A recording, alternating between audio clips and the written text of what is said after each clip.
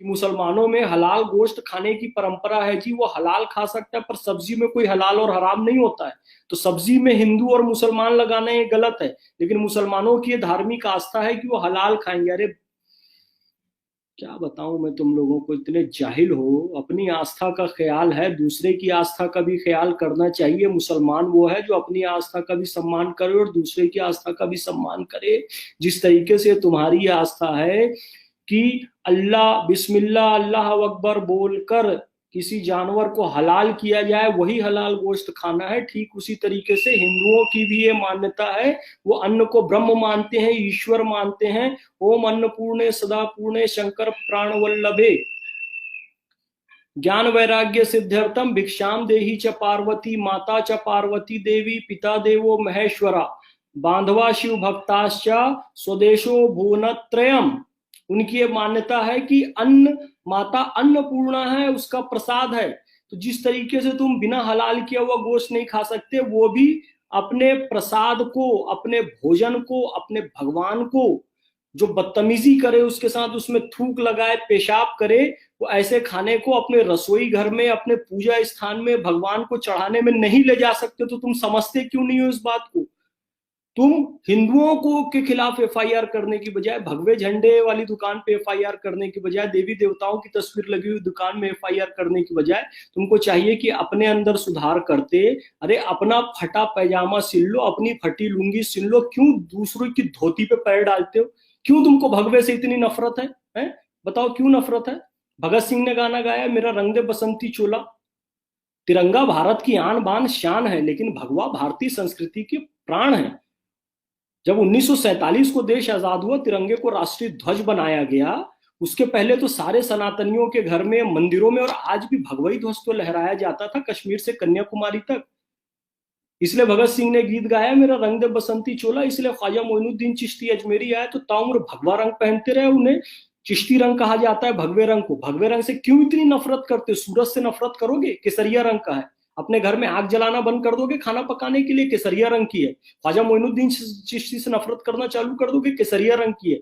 भगत सिंह से नफरत करना चालू कर दोगे? अशफाक उल्ला खां, राम प्रसाद बिस्मिल, रोशन चंद्र लाहिड़ी से तुम नफरत करना चालू कर दोगे? क्योंकि वो भगवा रंग को अपना सम्मान मानते थे, प्रतिष्ठा मानते थे, और भगवे रंग का वो कफन चाहते थे। मेरा रंग दे बसंती चोला त्याग का प्रतीक है, बलिदान का प्रतीक है, ओज का प्रतीक है, सूर्य का प्रतीक है, ऊर्जा का प्रतीक है, एकता का प्रतीक है, अखंडता का प्रतीक है, शौर्य का प्रतीक है। उस भगवा रंग से इतनी नफरत क्यों करते हो? चिश्तिया का प्रतीक है, सूरज का प्रतीक है, ऊर्जा का प्रतीक है, भोजन का प्रतीक है भगवा। उससे क्यों इतनी नफरत करते हो? भारतीय संस्कृति का प्राण है भगवा, उससे नफरत करते हुए। और मेरे पीछे देख रहे हो तिरंगा, भारत का नक्शा। भारत का नक्शा अधूरा है, पाकिस्तान, बांग्लादेश, ये सब भारत में है, उसको अभी हमको जोड़ना है। उसमें सबसे ऊपर देख रहे हो ना, भगवा रंग। शिवाजी पहने भगवा रंग, महाराणा प्रताप भगवा रंग, भगत सिंह भगवा रंग। तो तुमको इसका सम्मान करने में क्या दिक्कत है, मुझे बताओ ना। ये तहजीब चैनल वाला नामाकूल जाहिल आदमी गंदगी फैलाना बंद कर। तुम्हारे कारण बाकी मुसलमानों को भी शक की निगाहों से देखा जाता है। फिर से कह रहा हूं, अपना फटा पैजामा सिलो। मुसलमानों से मैं बार बार गुजारिश कर रहा हूं, इस बात को समझा रहा हूं कि तुम जितना इन थूकबाजों और पत्थरबाजों का समर्थन करते रहोगे, उतनी हिंदुओं के दिलों में नफरत भरती रहेगी। इंदौर में जो घटना हुई, वहां के व्यापारियों को और वहां के राहत इंदौरी साहब को मैं धन्यवाद दूंगा कि उन्होंने समझदारी का परिचय देते हुए माफीनामा लिखा और ये बात बताई कि इन लोगों ने गलती की है। तो ये गलती को स्वीकारना, ये बड़प्पन होता है। ये नहीं कि अफवाह फैलाई जा रही है मुसलमानों को बदनाम करने के लिए। बेवकूफाना किस्म की बात करते हो। ये भगवे से नफरत छोड़ो। कोई हिंदू दुकान लगा रहा है तो उसका सम्मान करो। तुमको खरीदना है खरीदो, नहीं खरीदना है मत खरीदो। लेकिन ये रिपोर्ट कराना, नफरत फैलाना, ये बंद करो। मैं बारंबार तुमसे निवेदन कर रहा हूं। तुम पूरे सोशल बाइकॉट का शिकार हो जाओगे, समझ नहीं रहे हो बात को। कोई बात को तुम्हें समझा रहा हूं तो बड़े बड़े पढ़े लिखे जाहिलपना कर रहे हैं। एमबीए, डॉक्टर, एमबीबीएस देख रहा हूं। पता नहीं क्या पागलपन सवार हो गया इन लोगों को। सबको बड़े इंटेलेक्चुअल जो बनने वाले हैं, सब सब सब थूकबाजों के समर्थन में उतर आए। या तो चुप बैठे हुए हैं या इनके समर्थन में उतर आए कि जी इस्लाम को बदनाम करने के लिए। अरे तुमको क्या बदनाम करेंगे यार? हिंदू बदनाम करेगा? मक्का मदीना से, सऊदी अरब से ज्यादा मस्जिदें यहाँ पर तुमको बना के दिया हिंदुओं ने। वहां नहीं है सऊदी में इतनी मस्जिद जितनी भारत में है। सऊदी से ज्यादा मुसलमान भारत में। हिंदू नफरत करेगा तुमसे, मुसलमानों से। हिंदू तुम्हारे खिलाफ अफवाह फैलाएगा। और तुम सब हो कौन? हिंदू तो ही थे ना। तुम्हारे बाप दादा पूर्वजों के इतिहास जाकर देखो, हिंदू से ही तो मुसलमान बने हो ना। कोई अरब से थोड़ी आए हो, ईरान इराक से थोड़ी आए हो, यमन सीरिया से थोड़ी आए हो। यहीं के हिंदू हो, धर्म परिवर्तन करके मुसलमान बने हो। और हिंदू मुसलमानों से नफरत करता, तुम्हारे बाप दादा इस्लाम क्यों अपनाते? कोई हिंदू नफरत नहीं करता है मुसलमानों से। तुम गलत हो, गलती कर रहे हो तो गलती को अपने सुधारो। वारफा खानम शेरवानी बेवकूफ औरत।